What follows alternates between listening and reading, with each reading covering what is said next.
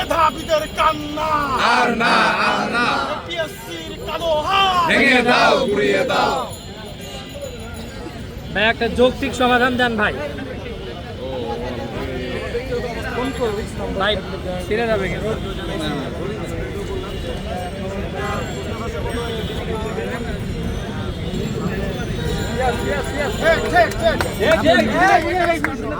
মন্ত্রণালয়েও তো আমরা দেখছি অনেকগুলো নিয়ম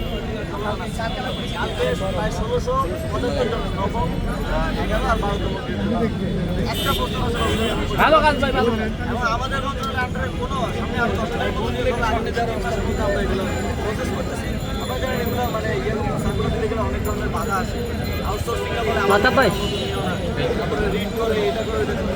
কিন্তু এগুলো আমরা কঠোরভাবে দেখতেছি, কারণ নিয়োগটা হচ্ছে আমাদের আগামী 3 মাসে আরো 10,000 কিন্তু আমাদের এখানে যদি একবার কোনো প্রশ্ন আসে অভিযোগ ওঠে সাধারণ একটা ক্যান্সেল করে আমরা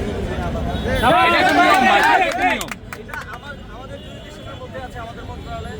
সো এটা রাইট হয়ে আমরা করে দিতে পারি। তবে পিএসসির বিষয়টা